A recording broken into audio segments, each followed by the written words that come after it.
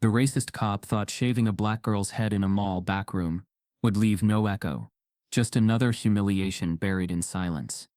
But when her father, Big Shaq, walked in, the floor didn't shake, the room froze. Not because of his size, but because justice had just taken human form. What was stolen wasn't just hair, it was dignity. And now someone was here to take it back without raising a fist. Before we deep dive into this interesting story, subscribe to our channel, and tell us where are you watching from. Share in the comments below. On a bright Thursday afternoon, sunlight poured through the domed glass ceiling of the Hillcrest Mall in Atlanta. The air buzzed with the sound of footsteps, retail music, and conversations too shallow to echo. Outside, the streets breathed heat and humidity. But inside, the mall was cold by design. It was a place curated for comfort, safety, and consumer ease. But comfort, like safety, wasn't made for everyone. Shaquille O'Neal wasn't the towering figure from TV commercials or game day glory. Not today. He moved through the lower concourse of the mall with quiet reverence, hoodie sleeves slightly pushed up, his eyes not darting but noticing. Big Shaq, that's what the neighborhood called him, not because of his NBA legacy, but because of what he stood for: presence, heart, and protection. There was nothing performative about him. He was the kind of man who donated to rebuild burned-down churches and never told a soul. The kind of man who bought out a barbershop's back-to-school slots so local kids could get free haircuts. He didn't raise his voice because he never needed to. Beside him walked his daughter, Tahira O'Neal, 17, fresh off winning her school's public speaking competition, and unapologetically herself. She wore her afro like armor, tight coils, full crown, and not a trace of compromise. Her denim jacket was patched with protest buttons and lyrics from Nina Simone. Her father's stride was big, but hers was sharp. If Shaq was the mountain, Tahira was the fire beneath it. Young, radiant, unafraid.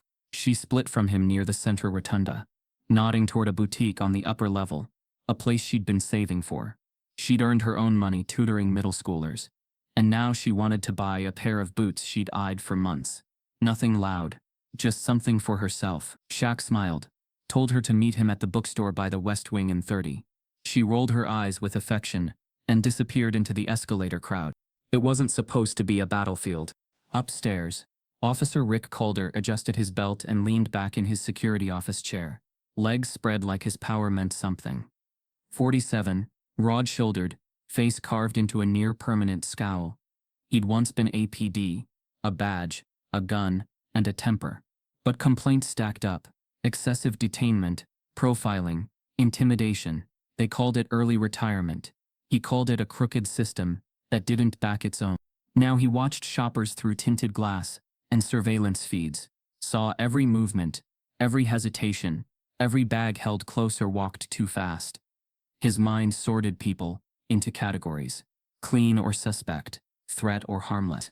He didn't admit it, but he hated seeing people like Shaq and Tahira walking around like they owned the place, like this country was built for them too. When Tahira entered the boutique, Rick noticed. Not because she did anything, but because she didn't smile. Because she walked in like she belonged. He leaned forward, watching the grainy feed. Her fingers ran over a display table. She pulled out her phone. He tapped his radio. Unit 2, I've got a possible 5-3 in Lux Row. Black female, solo. No bags in hand. Could be casing. There was no urgency. No need for panic. Just protocol. A casual confirmation of bias, dressed as vigilance. Tahira, inside, noticed the boutique staff the way anyone with experience would. The tight smiles. The way one employee folded the same shirt 4 times in her periphery. She kept her head up, posture relaxed, but her muscles tightened with instinct. Not fear. Awareness. She picked up the boots, checked the size, pulled a folded bill from her back pocket and moved toward the register. Downstairs, Shaq sat with a worn book in his lap. The Fire Next Time by Baldwin. He wasn't just reading it, he was revisiting. There were pencil marks in the margins from the first time he'd found it, years ago, after a cop had handcuffed him at 19 for matching a description. His knees had cracked against the sidewalk back then. Now they simply bore the weight of age and reflection. A voice crackled on Calder's radio again. She paid. No signs of theft. Clean. But Rick Calder didn't believe in clean. Not when he felt disrespected. Not when his gut told him something else. He rose, left the office, and followed her on foot as she exited the store. Boots boxed and bagged, receipt inside. She didn't notice him at first. Why would she? She had nothing to hide. But as she neared the escalators, he appeared. "Excuse me, miss?" She turned. Neutral. Calm. "Yes. Gonna need you to come with me for a minute. Quick bag check." She blinked. "I just paid. You can ask the store." Policy. "We've had a lot of incidents lately. Don't make this harder than it has to be." His voice was quiet but forceful. Nearby shoppers glanced, then looked away, unsure if this was confrontation or compliance. Tahira scanned the crowd. No help. She thought about calling her dad, but Calder stepped closer, lowering his voice to a growl. "Let's not be difficult." Reluctantly, she followed. Down a maintenance corridor that smelled of cleaning chemicals and fluorescent loneliness. Into a room with faded tiles and a humming overhead camera. He closed the door behind them. She stood still, arms crossed. "Place the bag on the table." She did. He rifled through it like he was hoping to find something. When he didn't, he frowned deeper. "You hiding anything else?" "I told you. I bought the boots. What else do you want?" His gaze narrowed. People hide things all kinds of ways. Under clothes. In hair. Her mouth dropped slightly. "Excuse me." He pointed. "Might need to do a check. Quick one. Just to be sure." She stepped back. "You're not touching me." He stepped forward. "You can cooperate or escalate. Your call." And somewhere outside, in a mall drenched in air conditioning and passivity, Big Shaq looked up from his book. He felt something twist. Not fear. Tension. A father's radar. It wasn't supposed to be a battlefield. But some wars don't announce themselves. They hide behind security badges and routine checks. They shave dignity in sterile rooms and call it protection. This was just the beginning. The boutique was glass-walled and pristine, curated to feel more like a museum than a store. It was the kind of place where nothing had price tags and everything whispered wealth. As Shaquille O'Neal stepped through the entrance, the ambient music dipped into silence for half a second. It wasn't the speakers. It was the shift in energy. Heads turned, glances passed. She didn't make noise. She didn't need to. Her presence alone was enough to disrupt the fabric of performance in the space. She walked in with a grace taught by both her mother and the streets. Posture upright, chin lifted, eyes calmly scanning the aisles. She wasn't loud, didn't wear flashy brands. Her afro, full and proud, drew attention from more than one corner. The shimmer in her boots, the thrifted poetry pinned jacket, the quiet certainty in her walk. None of it screamed money, but all of it spoke identity. A white mother near the front display paused. Her fingers tightened around the leather strap of her purse. Her child asked an innocent question about earrings, but the mother's focus shifted entirely to Tahira. She didn't say a word, but the silence said enough. Behind the counter, a young sales associate with tired eyes noticed the shift too. She glanced over at the floor manager, who had just emerged from the back room. He was slim, white, mid-30s, with a clipboard and a permanent smirk. The kind of man who'd done DI training and still didn't trust anyone who didn't look like his sister's wedding photos. He didn't approach Tahira, not yet. He simply positioned himself within range, close enough to watch without being obvious. But he was obvious. They all were. Tahira noticed. Of course, you don't grow up black in America without learning to read rooms like test questions. But she didn't shift her energy. That was the trap. Make you feel watched, until you start performing guilt you don't own. She touched a necklace gently, turned it to read the pendant's inscription. Grace within. A part of her laughed inside. The irony was too much. Outside the boutique, on the lower floor, Shaq thumbed through a stack of books at the locally owned bookstore. His frame took up half the aisle, but he moved like a gentle breeze, slow and deliberate. The clerk didn't mind. They knew him here. He was reading Baldwin again, skimming between pages, tracing the fire in every sentence. A few people recognized him, nodded. He nodded back, gracious and low-key. He wasn't checking his phone. He trusted his daughter to move freely, as she should be able to. Back upstairs, Tahira headed toward a rack near the back. She was looking for a gift, not for herself this time. One of her friends had just gotten into Howard on scholarship, and Tahira wanted to buy her something meaningful. Something that said, "You're seen." A bracelet, maybe, or a pin with meaning. She picked one up, held it in her palm.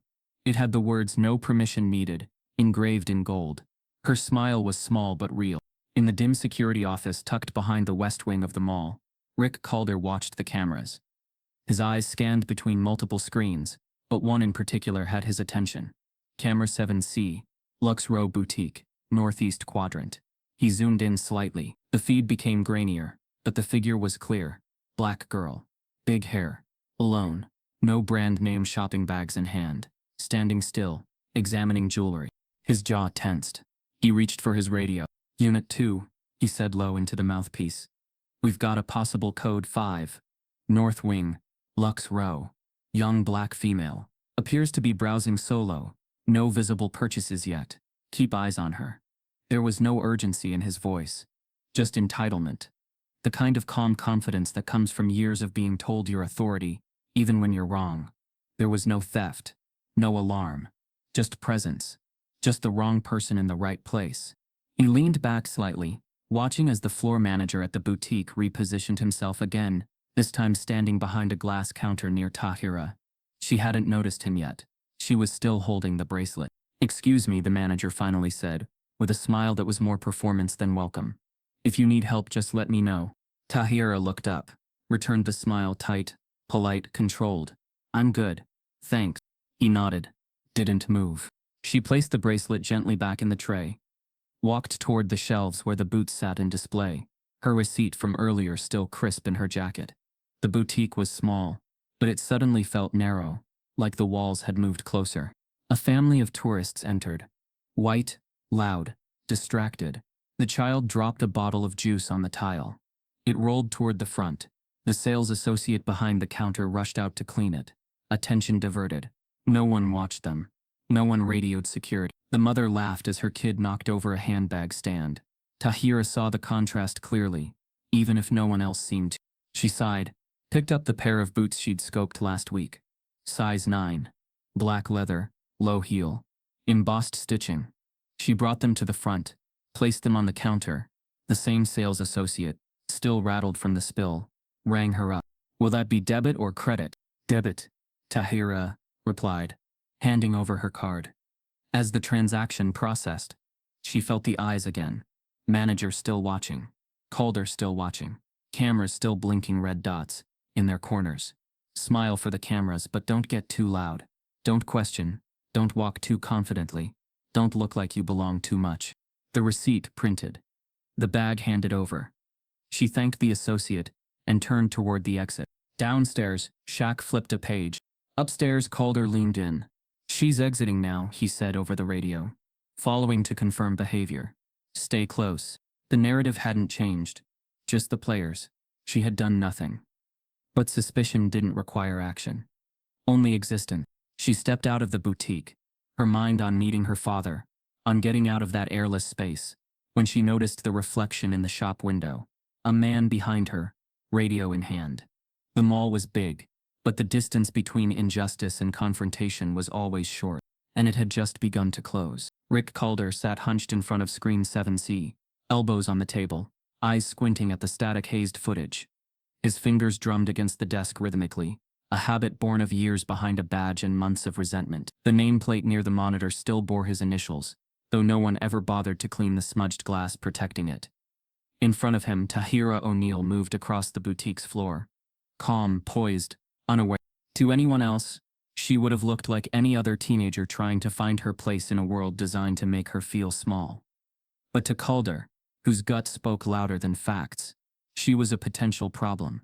She had that look, the one he'd assigned meaning to without realizing it. Independent, unapologetic, black, that combination was always enough to trigger something in him. He watched her through the screen, like she was a character in a play he already knew the ending to. She picked up a bracelet, studied it, returned it, checked a tag, looked around, not frantically, but with awareness. In Calder's mind, every motion became intent, every glance became strategy. Down the hallway, a mall assistant tapped softly on the door. Calder barely turned. "Lux Row just radioed in," said the girl in the jacket was acting suspicious. She reported. Calder nodded without looking. "I've got eyes." He leaned closer, adjusting the camera angle. He zoomed in, the screen blurring slightly before restabilizing. He watched as the transaction took place. Tahira handing over a card, the associate bagging the boots, the receipt printing. He even saw her fold it once before placing it in the bag, but none of that changed his conclusion. He didn't write reports based on receipts, he wrote them based on instinct. And his instincts had never needed facts to feel right. In another life, another hour, another decision, this moment would have ended here. She'd have walked away, and the footage would have collected dust on a backup drive. But Calder didn't let things go, especially not when they reminded him of what he'd lost. He reached for the microphone attached to the desk panel. Unit 2. Suspect exiting Lux Row now. Black female, red denim jacket. Afro, monitor her exit. I'm heading out. The language was clinical, dehumanized. Suspect, not student. Monitor, not follow. It was how systems insulated themselves from blame, by stripping the people out of the words. Tahira walked past the boutique window, her reflection trailing her like a ghost. She glanced down at her bag, thumbed the receipt again, more out of habit than concern, and began descending the escalator. She was 2 minutes early to meet her father. She smiled faintly at the thought, picturing him sitting there, probably still buried in some book. But she wasn't alone. Calder had already left the surveillance room and taken the northern stairwell. He knew the shortcuts, knew how to avoid cameras when he wanted to. His steps were heavy, deliberate. He wasn't rushing. He didn't have to. In his mind, he was executing protocol. In the surveillance room, the assistant remained behind. She stared at the blinking red indicator that showed camera 7C was still recording. For a moment, she hovered her hand above the keyboard, uncertain. She knew Calder's type: too many years, too few checks, a head full of grudges. But she said nothing. Just watch. Back on the main floor, Tahira passed the smoothie kiosk. A group of teens laughed loudly behind her, their voices echoing upward through the rotunda. She checked her phone. One new message. Her best friend. Tell your dad I said hi, and that he's still a giant teddy bear. She chuckled quietly, texting back a quick heart emoji. Her guard had lowered just enough. That's when Calder stepped in front of her path. He didn't raise his voice, didn't touch her. That wasn't necessary. Not yet. Ma'am, I need a quick word, he said, tone neutral but firm. She blinked, caught off guard. About what? We've had some reports of suspicious activity. I just need to verify your purchase and ask you a few questions. Tahira tilted her head, pulling the receipt from her bag with slow precision. I paid for this. You can check with the store. Calder didn't take the receipt. He didn't look at the bag. Instead, he watched her eyes, searching for anything he could label defiance. She wasn't angry. Not yet. But she was aware. She knew this game. Though she hadn't signed up to play it today. I'd prefer if we step aside. For privacy, he said, gesturing toward a hallway near the maintenance corridor. She stood still. Why? He smiled, but it didn't reach his eyes. Just procedure. There was no alarm, no rush, but people began to notice, just faintly. A few passers-by turned their heads. A couple walking with coffee slowed down slightly. Tahira's fingers tightened around the bag handle. My dad's downstairs. I'm going to him. If you have questions, you can ask both of us. Calder's jaw clenched. He didn't like the shift. He didn't like when authority met boundaries. But then she stepped around him, calm, not confrontational, and kept walking. He followed. From above, camera 7C tracked her movement through the lens, silent, unblinking, recording every second. And in the shadows behind her, a decision was forming. One that had nothing to do with theft or policy. One that would never be about what was in her bag, but everything about who she was. And in the mall that smiled for cameras but flinched from truth, the confrontation hadn't started yet. But the surveillance had already chosen its villain. Tahira O'Neal stood in the center of the room, back straight, hands at her sides, breath even but controlled. She wasn't confused. She was insulted. And more than that, she was watchful. Every second ticked into her bones like an unwanted lesson. Rick Calder shut the door behind them with a quiet click. No slam, no shout. He didn't need theatrics. The power wasn't in volume. It was in positioning. He circled her slowly, clipboard in one hand, other resting near the walkie clipped to his hip. A prop, not a tool. Just something to remind her of who had backup. We've had a few cases of merchandise being lifted from Lux Row this quarter. He began, his tone all routine and regulation. Policy states I'm allowed to conduct a discretionary search based on observed behavior. Tahira raised her brow. What behavior? Carrying a receipt? Looking like I belong? His jaw tightened slightly, but he masked it behind a smirk. You seemed evasive. I walked out of a store after buying something. If that's evasive, then this entire mall needs to be searched. The room stayed silent for a beat too long. Then Calder reached out. Empty your bag. Now. She exhaled slowly and unzipped it, pulling out the boots box, her phone, the receipt again, placing each item carefully on the metal table. There was nothing unusual, and that was the point. There was never supposed to be. He stared at the items without really seeing them, then shifted his gaze to her again, arms out. For what? A full check. Theft items can be concealed in clothing. Or hair. That last word lingered. Tahira stepped back slightly. You're not touching my hair. It's protocol. No, it's not. I read the policies. They're twisting something that was meant to prevent actual crime, not police black girls. With pride, Calder moved to a cabinet against the wall. Opened it with a key he wore around his neck. Inside was a small drawer. From it, he removed a pair of gloves, a metal comb, and something she didn't expect. A portable trimmer, a razor, industrial, humming even before he pressed the switch. Her stomach nodded, but her stance didn't change. You're kidding. Not at all. I've done nothing. That's up to interpretation. No, she snapped. That's up to racism dressed like protocol. Calder didn't flinch. If anything, her clarity only made him colder. You want to cooperate or escalate? I want my father. He stepped closer. Your father's not here, but he will be. He paused. A flicker of something in his expression. Recognition, maybe, but it passed. Sit. She didn't. So he pulled a chair from the wall and placed it in the center of the room. The trimmer buzzed to life again. This time, the threat wasn't in what it could do, but what it meant. I'm not hiding anything, she said. But if you cut my hair, that's not a search. That's assault. He didn't respond. Just moved closer. She closed her eyes, not out of fear, but in defiance. She wouldn't cry. Not yet. Not for him. Calder's hand hovered near her curls. He didn't ask again. And with no other witnesses but a camera turned slightly the wrong way, he began. The first buzz was near the nape of her neck. Just a small section. But the sound sliced louder than it should have. The chair creaked as she refused to move. He shaved higher. The coil fell thick, dark, beautiful, landing on the floor like something sacred desecrated. She didn't scream. She didn't sob. But her face broke, not from the act, but from what it stole. Because it wasn't just hair.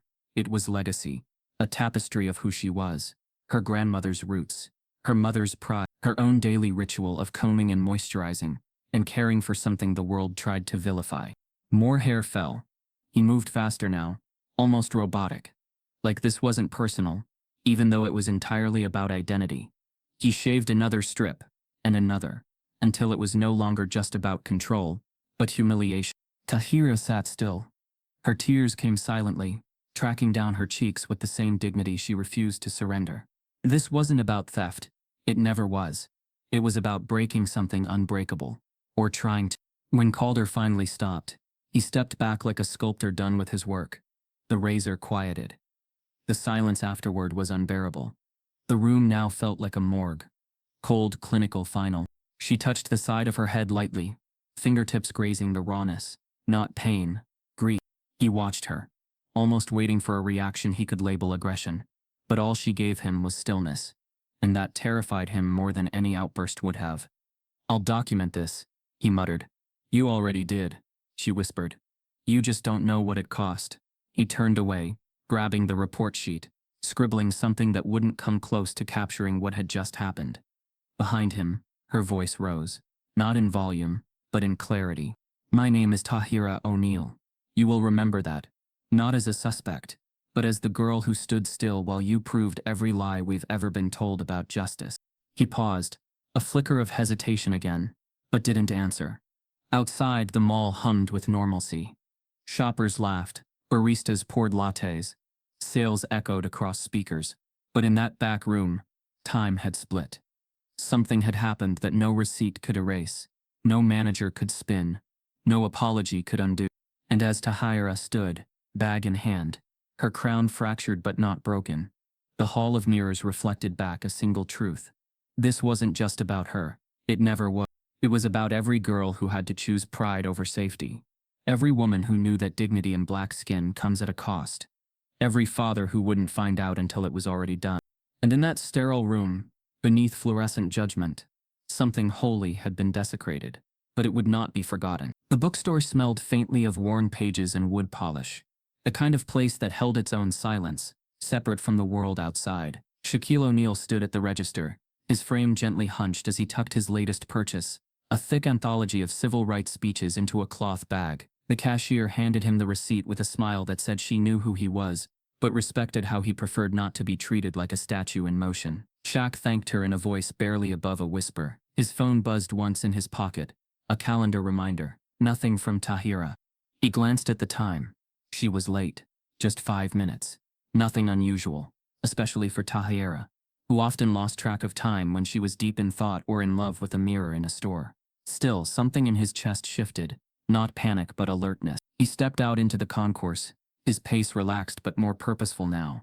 The rotunda was alive with weekend energy. Parents juggling bags and children, teenagers in synchronized boredom, couples chasing the illusion of quality time. Shaq looked toward the boutique. From the distance it looked ordinary, lit perfectly, mannequins frozen in polished luxury. But just off to the left, near a corridor that most shoppers ignored, he saw a small gathering. Not loud, not dramatic.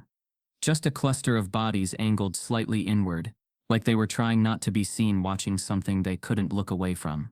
A security guard stood close to the access door, and a store manager whispered urgently to a man in khakis with a walkie. There was a strange stillness, like the whole area had exhaled and was holding its breath.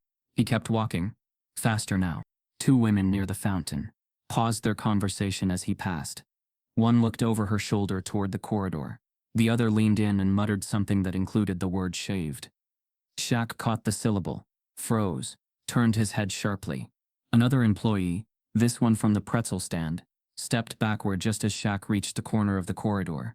She looked up at him, her mouth open to speak, but then she saw his face and her words faltered. She didn't have to explain. The weight of it was already in his chest. He stepped past her. The closer he moved toward the security wing door, the quieter everything got. Sound dulled. Even the overhead music felt distant now, like it didn't belong to the same world. His feet moved with control, but his shoulders tensed, rising just enough to draw a line between calm and concern. At the edge of the hallway, a manager finally spoke, half under his breath. "Mr. O'Neal, there's been a situation." Shaq turned his head slowly. His eyes didn't flare. They narrowed. "My daughter. She's safe. I mean, she's okay. But there was an incident. The officer called her. He acted on suspicion." Suspicion. Shaq's jaw moved once, like he was biting down on the word. He didn't ask what kind. He didn't need to. His hand clenched the book bag tighter. He didn't run. He just walked faster, but the ground seemed to shift beneath him, each step heavier. Inside the surveillance room, Rick Calder stood before a wall of flickering monitors, arms crossed, trying to project control he no longer felt. On screen 3B, the hallway camera caught movement. A tall figure turning the corner. At first Calder loomed closer, squinting. Then recognition struck. His expression cracked. He knew that frame, that gait, that weight. Shaquille O'Neal. Not in uniform, not in celebrity lights, but present and approaching, with the certainty of a storm that doesn't announce itself, but simply arrives. Calder took a step back. His hand brushed the walkie-talkie clipped to his belt, but he didn't lift it. There were no words to prepare for this. He looked over at the closed door behind him, the room where he had left Tahira, alone, broken, half her hair gone. He had crossed a line, and now the father had arrived. Outside the room, Shaq reached the door. A young assistant tried to intercept him, her voice quiet, unsure. "Sir, they're handling." He didn't stop, didn't yell. He simply knocked once. The knock wasn't loud, but it echoed. Through the door, through the floor, through Calder's chest. Inside, Tahira sat still in the chair, her hands folded in her lap, hair uneven and raw. She looked up, and for the first time since the clippers buzzed, her body moved. Barely, just a shift of her shoulders, as a breath escaped her lungs. She heard his voice before he spoke. Baby girl. She stood. Shaq opened the door without permission, stepped inside, and the room shrank around him. He saw the strands on the floor, the razor on the table, his daughter's crown, desecrated. And for a moment, just a moment, the air thickened with the kind of tension that precedes fire. But he didn't rage. He looked at her, and his eyes said everything. Her body broke for the first time, not into anger, but relief. He walked over and placed his palm against her cheek, just once, then turned toward the doorway. Calder hovered outside, arms stiff, spine rigid. I followed protocol, he offered, voice low. Shaq didn't speak. He stared at him like he was a file to be closed. No threats, no fists, just present. Calder's fingers twitched. Shaq finally said something. You shaved the wrong head. And then, he turned back to his daughter, took off his sweatshirt, and wrapped it around her shoulders, shielding her from cameras, from eyes, from the shame that wasn't hers to carry. In that moment, the mall stopped breathing. Everyone saw it, even if they pretended not to. The freeze wasn't just in Calder's expression, it was in every person who realized who had walked in. Not the icon, not the legend, but the father. And nothing felt safe for the guilty anymore. The lock clicked into place like a verdict whispered through steel. Calder stepped back, arms folded as if his decision was righteous and final. The razor had done its damage, and now silence filled the sterile room like fog. But inside Tahira O'Neal, something else moved. Not rage, not despair, but a weight passed down through blood, memory, and resilience. She stood slowly, her fingertips grazing the edge of the table for balance. Her scalp stung with air and exposure, but her spine stayed straight. Across from her, an old mirror hung crooked above the sink, the kind you'd find in staff break rooms and forgotten corners. Its reflection warped at the edges, but what it showed in the center was clear. A young black girl, with uneven hair, glassy eyes, and the calm fury of generations standing behind her. She stepped closer to it. Her reflection didn't look away, and the voice in her head, soft but certain, wasn't hers. It belonged to Lucille O'Neal, the matriarch. The woman who raised giants not with fists, but with faith. The woman who once told her son that gentleness was not weakness, that his strength was in how he walked away, and how he stood when the world tried to kneel him. The scene blurred, and the mall disappeared. Suddenly it was 1985. A gym in Newark. A teenage Shaquille O'Neal was running drills, sweat clinging to his skin, pride in every motion. He was the only black player in a traveling team of mostly white kids. The coach had barely looked at him all season, but that day, after a flawless block and a clean assist, the man barked out, "You're not like the rest of them, you're one of the good ones." Shaq didn't understand at first, thought it was praise. Then he saw the way the assistant coach flinched at the comment, saw how the other boys looked at him, like he'd been plucked from somewhere he didn't belong. He carried that moment home, like a brute. When he told his mother, she didn't raise her voice. She took his face in her hands and said, "You are not their exception. You are your own definition." That line carved into him. Stayed, built the foundation for how he moved through every room afterward. With kindness that wasn't compliance. With power that didn't need proof. Back in the present, Tahira ran her fingers through the remnants of her hair. Some parts smooth, others jagged. Her curls, once tight with pride, now lay scattered on a tiled floor beneath a fluorescent sun. She didn't cry again. She had cried already. For the act. For the humiliation, for the silence that had wrapped itself around her while she sat in that chair. But now she was remembering. She remembered being 7, sitting on the edge of the bathtub while her dad helped detangle her hair. He was massive, but his hands were careful, each knot approached like a delicate question. He would hum softly, sometimes make up stories about how her hair was alive, how it was a garden that bloomed with time. She'd laugh, tell him he was corny. He didn't mind. "You got a crown," he'd say. "Don't ever let the world snatch it off just to make themselves feel taller." Those words echoed now. They weren't comfort. They were prophecy. Outside the room, footsteps approached. Tahira didn't flinch. She closed her eyes, drew in a breath, and waited. Then came his voice. "Baby girl." She froze. The world froze. It wasn't loud. It didn't need to be. That voice had always been a lighthouse. A gravity. It came through the door like warmth through a cold draft. It melted the last wall she had built to stay upright. Not because she was weak, but because even warriors need to rest in the presence of love. She opened her mouth, but no words came. Her throat tightened with the weight of recognition. Her father was here. She stepped back from the mirror. The girl in the glass followed her, no longer broken, just Calder, who had remained frozen at the door, shifted awkwardly. Shaq's voice wasn't a threat, but it carried consequences. He knew who was on the other side now. He knew the shadow he'd invited, without meaning to. Not the celebrity, not the brand, but the man who built his daughter's backbone, with bedtime lessons and morning mantras. Calder turned toward the panel by the door, hand trembling slightly as he reached to unlock it. But hesitation rooted him, not because he feared confrontation, but because deep down, he feared accountability. Inside the room, Tahira reached for the sweatshirt hanging on the chair. It still held her warmth. She pulled it close, not to hide, but to anchor. She walked to the door, each step slow, ground. Then the lock turned. The door cracked open. Shaq stood there, arms wide, not for defense, but to gather her into a moment of safety that hadn't existed minutes before. She collapsed into it, not as a victim, but as a daughter.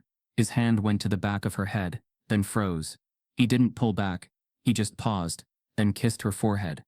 Behind them, Calder stepped away, unsure whether to speak, apologize or disappear. Shaq looked over his daughter's shoulder, eyes on Calder, expression unreadable. "What did you think was gonna happen?" he asked, his voice still calm. Calder didn't answer. Shaq didn't wait for one. He turned with Tahira beside him, guiding her past the cluster of staff who had gathered like moths to fire. They didn't say a word. None of them dared. And as they walked, the echo of the past, his mother's voice, that gym, those unspoken rules of survival, all wove together into the present, into the moment, where a man held his daughter, shaved and shamed, but standing. The weight wasn't just on her shoulders anymore. He carried it too. And now the world would feel. In front of the security office, Tahira stood wrapped in her father's sweatshirt, her face partially hidden, but her eyes unmistakably visible. Eyes that had wept, hardened, and now simmered with the knowledge of what had been done. Behind her in that sterile room with its unblinking camera and scattered coils of natural hair, the damage lingered like fog, but in the space between her and her father, there was only one command left. Shaq looked to the mall manager, a lean man named Trevor Marks, mid-40s, in a blue tailored suit that suddenly felt 2 sizes too tight.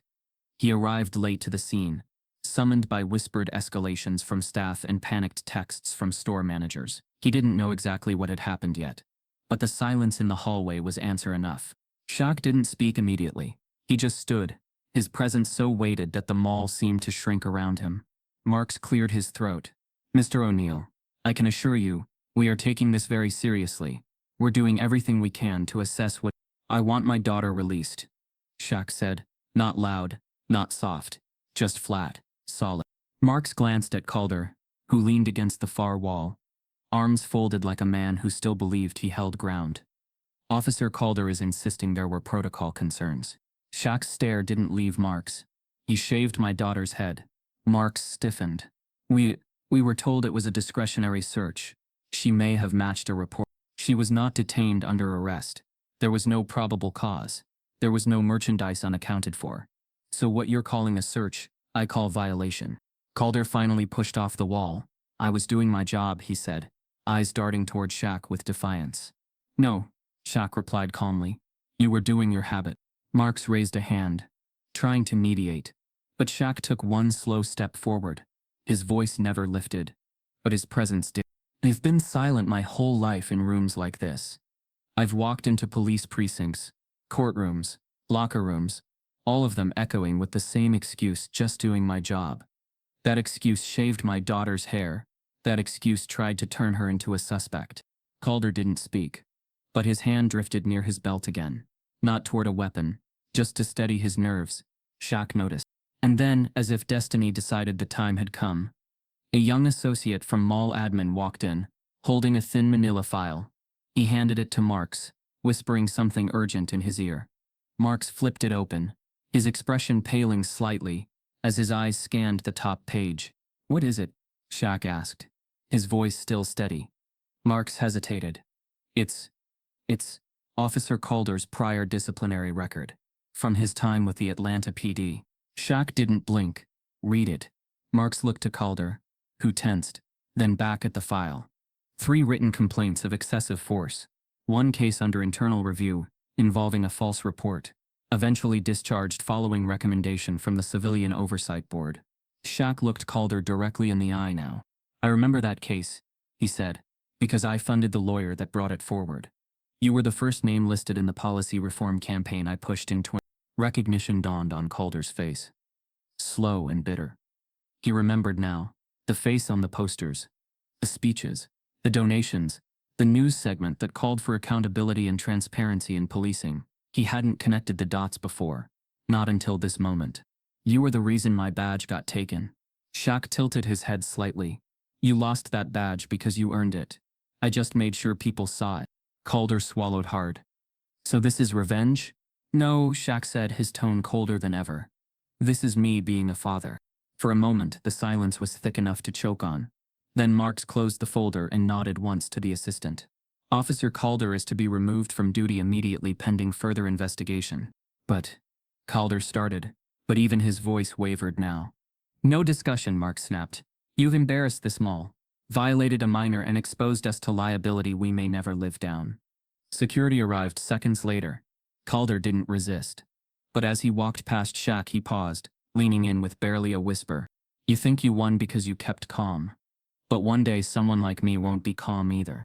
Shaq didn't flinch. You already weren't. That's why you lost. And then Calder was gone. Shaq turned back to Tahira, who hadn't moved. She was watching the whole thing with a mixture of disbelief and growing strength. Marks tried again to step forward. Mr. O'Neal, if there's anything else we can do, you can start with an apology. To my daughter, in writing, to her school, to every news outlet, who'll call me in an hour. He didn't say it like a threat, just a fact. Marks nodded. Yes, sir. Shaq turned to Tahira and extended his hand. She took it. They walked through the mall together. Not fast, not afraid, just steady. People stepped aside, unsure what to say, how to approach. A few raised phones, but Shaq's eyes silenced them before they could even press record. There was no spectacle here. Just a father, a daughter, and a system that had just learned what it meant. When Big Shaq didn't raise his voice, because he didn't have to. His silence said everything. The door opened with a metallic whine that felt louder than the mall's buzzing overhead lights and murmuring crowd outside. It was a sound too soft for drama, but too cold to ignore, the kind of sound that meant something had shifted, even if no one had the words for it yet. Rick Calder stepped forward first, his posture crumbling beneath invisible weight. He no longer walked like a man in control. His shoulders were hunched, and his chin remained tucked, eyes refusing to meet the ones now gathered outside the security corridor. His uniform, still pressed and clipped, had lost its power. The badge on his chest was just metal now. Not authority, not protection, just a remnant of a system that had used it too many times for the wrong things. Behind him, Tahira O'Neal emerged, slow, steady, wrapped in the oversized coat her father had placed around her, like armor. Her hair, or what remained of it, sat unevenly across her scalp, the cuts fresh and humiliating. But there was no panic in her gait, no crumbling, just stillness, the kind that made people turn and freeze, without knowing why. At first, no one noticed. The corridor led into a service wing that most shoppers avoided, the kind of hallway only employees used or lost children wandered into. But now it became a runway of silence. A few employees near the pretzel cart turned. One gasped audibly. Another clutched her phone like it had suddenly turned heavy. Then the whispers. Is that the girl from... Why is her... Wait, is that Big Shaq's? Phones came out, not raised in haste. Not screaming for attention, but slow, deliberate. Cameras focused, not for spectacle, but for evidence. A dozen hands lifted in the air, capturing every second of the walk. Some mouths hung open, others locked in fury. But everyone watched. Calder kept his head down and walked a little faster, as if pretending not to hear would somehow undo what had been done. Not once did he speak. Not even when a young black mother pushed her stroller to the side and stood, tears in her eyes, whispering to herself. They shaved her head. Not even when 2 security guards waiting near the rotunda looked away as he passed, as if hoping the moment would slide past them without asking for accountability. Not even when Shaquille O'Neal, who stood like a monument among the crowd, met his eyes with the kind of stillness that made lesser men confess. Calder didn't flinch, but he didn't speak, and that silence, that gaping, festering silence, was the apology that never came. Shaq stepped forward, reaching for Tahira's shoulder as she emerged into the open mall concourse. Her hands trembled slightly beneath the coat, but she kept her head high. He leaned in just enough for her to feel his voice, low and steady. "I got you." She didn't nod, didn't cry, just blinked slowly, absorbing the weight of it. The crowd grew. Not mob-sized, but enough. Enough to make the mall's PR team start texting in all caps. Enough to send the store manager from Lux Row sprinting across the tile floor, cheeks red and mouth rehearsing an apology he'd never quite deliver. Enough to make one of the boutique's clerks, the one who had first called in the concern, retreat behind a display of overpriced belts. The mall's senior director, a polished woman named Cynthia Lowell, arrived within minutes. Her heels clicked like punctuation against the tension-filled floor. She held a tablet in one hand, a press-ready smile half-formed on her lips. "Mr. O'Neal," she began, voice honeyed but brittle. "We are so deeply sorry for this unfortunate incident. We are conducting an internal review and will ensure disciplinary measures." Shaq didn't answer. He didn't need to, because behind him, someone yelled, "Check your cameras, not your damage control." Another voice, "She's a child, not a case number." And another, trembling with rage, "If she'd been blonde, would this have happened?" Cynthia tried again. "We'd like to offer—" "Don't," Shaq said quietly. "Don't offer anything but truth." She paused, uncertain. "Racism isn't what you intend," he continued. "It's what you allow, what you cover, what you train into policies and wrap in words like discretion." He didn't raise his voice. He didn't have to. The crowd was already listening. She didn't deserve to be treated like a threat. She was a girl shopping for boots. She walked into a store with her pride, and walked out with it scattered across a floor. Cynthia opened her mouth again, but Shaq's eyes silenced her. "You'll hear from my attorney," he said. "We're filing under civil rights violation statutes. The community's backing it. I'm not here to be a headline. I'm here to make sure this doesn't happen again. To anyone." Then he looked around, not at the staff, not at management, at the crowd, the everyday people, the ones who had watched, filmed, felt. "This isn't about just one girl," he said. "It's about every girl who has to walk through the world, expecting to be misunderstood before being respected." People nodded. A few clapped, but most just stood, reverent, quiet, present. Cynthia stepped back. She knew this couldn't be spun fast enough. The footage was already on 3 social media streams. News vans were minutes away, and the public had seen enough. There was no controlling the story anymore, because the truth had already outrun their damage control. Shaq turned back to Tahira. "Ready?" She nodded. They walked toward the main exit side by side, heads high, cameras following. Calder was gone. The mall scrambled behind them, but the message had been left. No anger, no spectacle, just clarity. And the apology? It never came. But in its absence, something louder rose, a call for change that couldn't be ignored anymore. Tahira O'Neal sat in the center chair, her eyes trained on the mirror in front of her. The reflection looking back was still unfamiliar, not because she was broken, but because she was becoming. Her posture didn't sag. Her shoulders were square. The coat her father had given her hung from a nearby hook, replaced now by a cape draped gently across her lap. Her hands gripped its corners, steady and still. Around her, 3 black women stood like a triad, a sisterhood. The eldest, Miss Gloria, held the clippers with the reverence of a tool passed down through generations. Her fingers were nimble and experienced, her eyes soft but sharp. On her left, Mila, just out of cosmetology school, offered oil and warm towels. On the right, Denise, a stylist turned activist, combed gently through the uneven patches of hair, whispering encouragement not for comfort, but for connection. They didn't ask questions. They didn't need to. The mall incident had already made its way across every screen in Atlanta, a viral headline and a carousel of commentary. The video footage, captured from shaky phone angles, showed Tahira's shaved patches and Shaq's calm confrontation. Social media dissected every frame, but in this room, none of that mattered. Here it wasn't about the clicks, it was about the crown. The buzzing paused. Miss Gloria leaned in. "You sure you want to keep it low, baby? We can even it out just a bit, but still give you some volume." Tahira looked into the mirror. She took a breath. No, I want it short. All of it. Not because of what he did, but because I decide what I carry. Gloria smiled faintly. That's what I thought.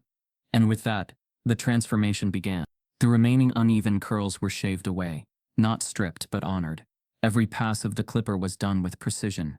With pause, Mila rubbed her shoulders when her breath caught. Denise whispered stories of other women who reclaimed their bodies after trauma, who made beauty out of brutality. It wasn't just about hair. It never was. It was about reclaiming what was taken without permission. Shaq sat in the corner, silent. He hadn't said much since they arrived. He hadn't needed to. His presence alone filled the space, massive, grounded, but humbled in a way that made even the strongest moments feel fragile. His hands were folded in his lap, elbows on his knees, and for the first time in years, his eyes shimmered with something other than control. He had wept when they first arrived, quietly, without sound, not because of pity, but because he understood. He had raised his daughter to be fire, and now she had become flame. When the last pass of the clippers buzzed quiet, Gloria wiped the small hairs from Tahira's neck, applied oil to her scalp, and stepped back. It's done, she said. You're clean. You're whole. Tahira looked at herself in the mirror. Her scalp gleamed with freshness. Her eyes sharp, her jawline set like stone. Her reflection didn't feel like a shadow anymore. It felt like a declaration. Shaq stood and moved behind her. He didn't touch her this time. He didn't have to. I've never been prouder, he said, voice low and warm. Not because you stood still, but because you walked out taller. She turned slightly toward him, her lips trembling into the faintest smile.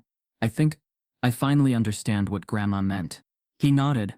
Lucille would have sat in that chair with you, then made you sweet tea after. The salon exhaled. Back in the outside world, the fallout continued. Calder had been suspended indefinitely, pending investigation. Internal reviews were already underway, but those who had watched the footage knew the conclusion long before the paperwork arrived. The mall's official statement, 2 paragraphs of legal language and corporate distancing, offered no name, no remorse, no heart. We do not condone the actions of individual staff who act outside our values. The boutique issued a vague apology.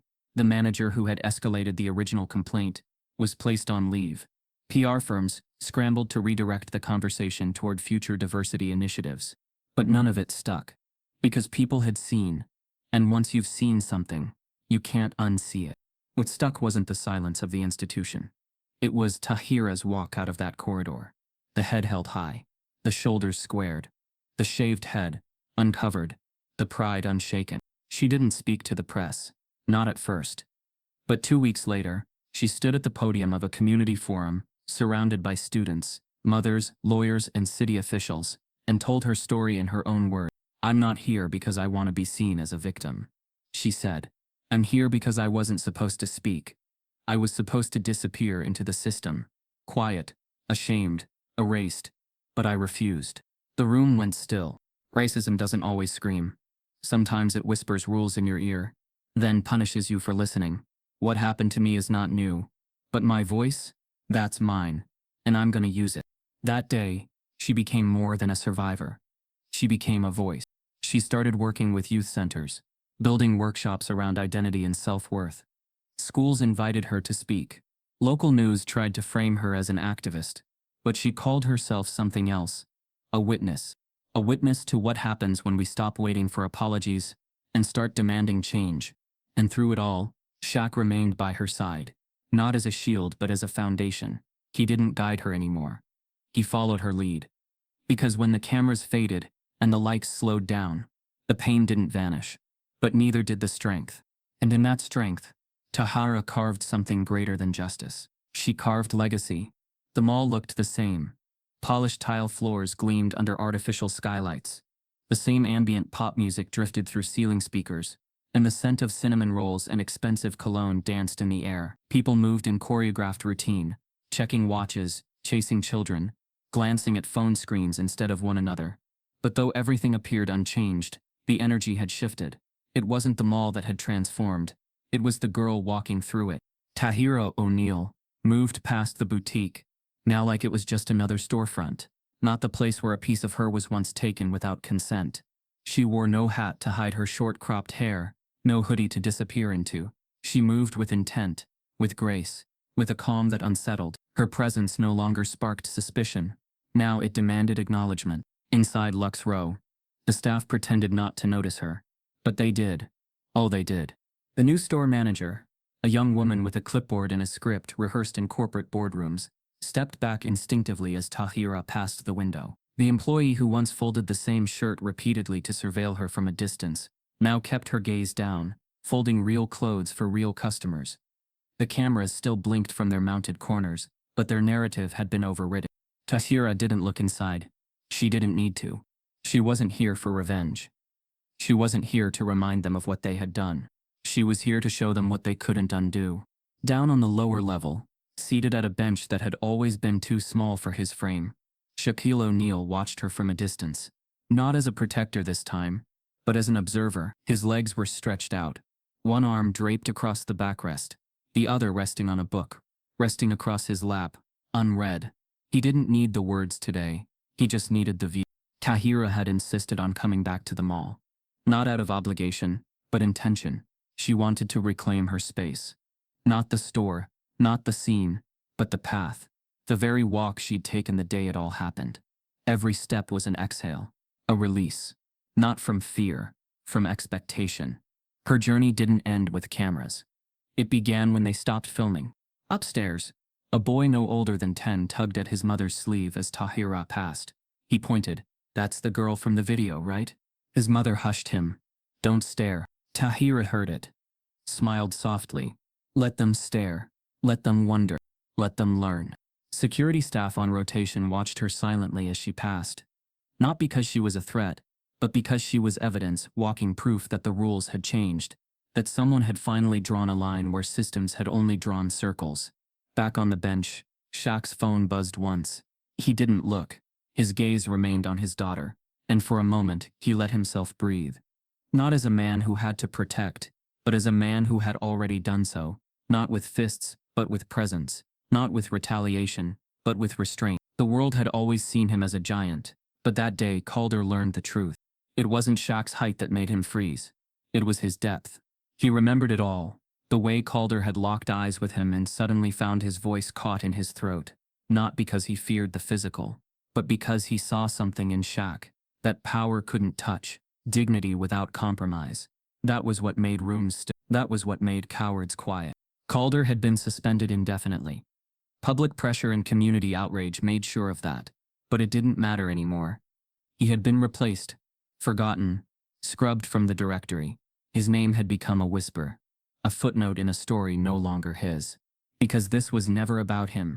It was about the giant who walked in without a weapon and made the system blink. It was about the girl who sat in silence as her crown was taken, then walked back in with her head higher than before. It was about the decision not to roar, even when every instinct screamed for it. And most of all, it was about the moment a father proved that justice wasn't just something to fight for. Sometimes, it was something you had to embody. Tahira reached the end of the corridor. The mall entrance loomed ahead, sunlight bleeding through the glass panes. She stopped for a moment, turned slowly, and looked back. Her eyes found Shaq on the bench. She raised one hand in a small, subtle wave. He raised his palm open. No words exchanged. None needed. She turned and walked out into the light. And as she disappeared beyond the automatic doors, a mother held her daughter's hand tighter. A teenage boy put his phone away. An old man in a suit took off his hat. Because they had just witnessed something. Not a scandal. Not a fight. Not a protest. But a presence. And long after the cameras had stopped, the echo remained. A girl, a father, and a choice to stand tall without stepping on anyone. And a truth that couldn't be shaved away. Sometimes justice doesn't roar. Sometimes it just walks in and makes the room freeze. If this story stirred something in you, don't scroll past it. Speak it. Share it. Remember her name when policies are debated and when silence feels easier than truth. Change doesn't start in courtrooms. It starts in who we choose to stand beside. Because the thence Tahira might not be your daughter, but she'll still need you to show up.